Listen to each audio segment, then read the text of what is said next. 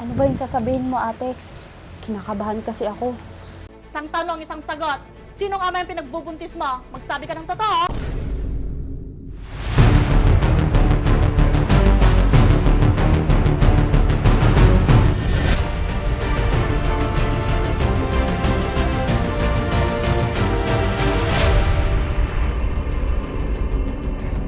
So, ibig sabihin, tama yung sinabi ni kuya mo na ibang lalaki nakabuntis sa'yo. Hindi pa kasi ako tapos magsalita, ate. Salita ka na ng salita. Ang totoo niyan, Sabi ko, Emma, bumalik ka dito. Si mga lalaki, pagawid mo dagusan. Kapag pag-uwi tukso na yan pa ko. Paulit ko lang ang lokatan. Kasi may sampot na gamin. Hindi nga tayo mag-usap, Emma. Oh, hindi ka sumasarunong. Walis ka dito. So, din baga.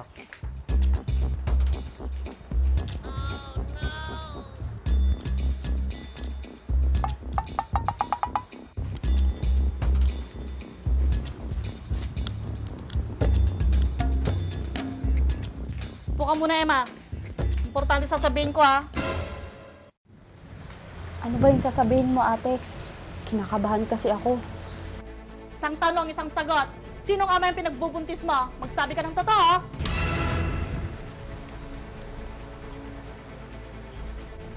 Isa sa mga trata ka mo na ibagamon. Ibagamon, bakit sinakasikip ko niya mo? Bakit mapatalawak? Isa sa mga babae. Oh, ba't di ka makasagot? Si Bak ba talagang ama ng pinagbubuntis mo? O ibang lalaki? Huwag ka na ba, Kurt? Oh, kisti sa bam. Apay, da ka lang sumungsungbat. Kung hindi mo sunagsaw. Kunak lang agwalis ka dita. Da ka lang sumungsungbat. Walis ka dyan. Kung sungalap di ko na ba, Kurt?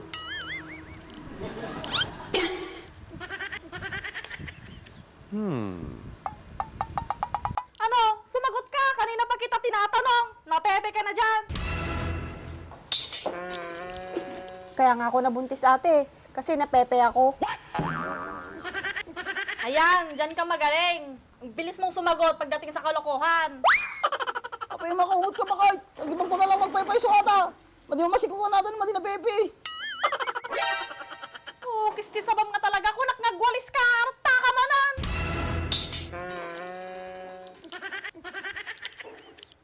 Oh, wala na si kuya mo. Sabihin mo yung totoo. Huwag na natin patagalin to. Ate, So, ibig sabihin, tama yung sinabi ni kuya mo na ibang lalaki nakabuntis sa'yo. hindi pa kasi ako tapos magsalita, ate. Salita ka na ng salita. Ang totoo niyan, si Baak talaga yung nakabuntis sa akin. So, ibig sabihin yan, si kuya mong sinungaling. Natural, ate. Eh, gawain niya naman yun eh. O siya, pwede ka na umuwi. Yun lang naman ang gusto kong tanungin, kaya kita pinapunta dito. Yun lang naman pala ang sasabihin mo, ate. Patawag-tawag ka pa. Pwede mo namang sabihin kayo na magkausap tayo. Pinapunta mo pa ako dito. Mas maganda kasing kausapin kita ng personal kaysa sa cellphone. Tsaka gusto rin kitang kamustahin kayo ni baby. Okay lang naman kami ni baby, ate. Huwag ka mag-alala sa amin. Inaalagaan kami ng maayos ni Baak. Mabuti naman kung ganun. O dito ka na kumain bago ka umuwi. Huwag na, ate. Magluluto kasi si darling ko. Masarap siyang magluto kaysa sa'yo. Ikaw na nga lang itong inaayang kumain tapos lalaitin mo pa yung luto ko. Malis ka na nga!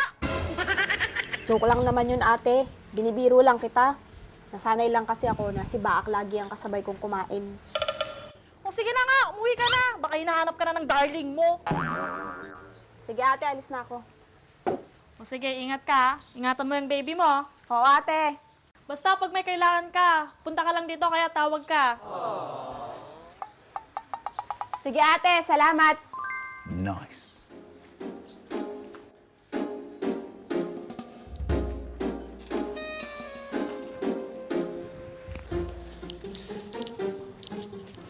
Kuya Andres, uwi na ako.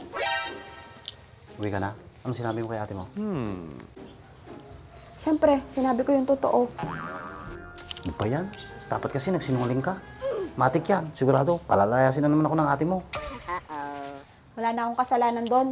Pag ako naman yung nagsinungaling, baka ako yung palayasin ni Baak sa bahay namin. Sige, dyan ka na. Sigurado mainit yung ulo ng ate mo. Sige kuya, ingat ka ha. Hoy kuya, ako yung aalis, hindi ikaw.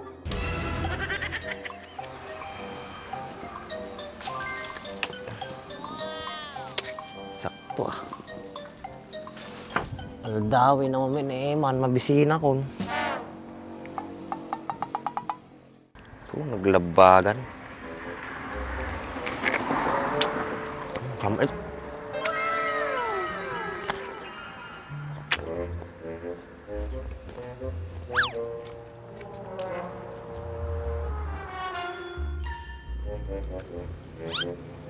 Emma! Dito ako!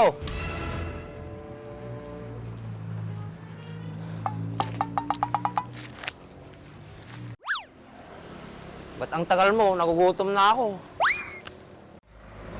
Pasensya ka na darling, napahaba kasi yung kwentuhan namin ni ate. Ano naman pinag-usapan nyo? Nangamusta lang siya, tsaka kinamusta niya yung baby natin kung okay lang siya.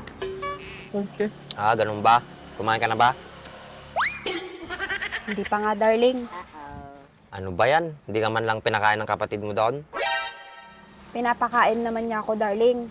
Kaso nasabi ko kasi na mas masarap kang magluto kaysa sa kanya. Kaya ayun, pinalis niya ako. Talagamit ah. Takard mga Tara na.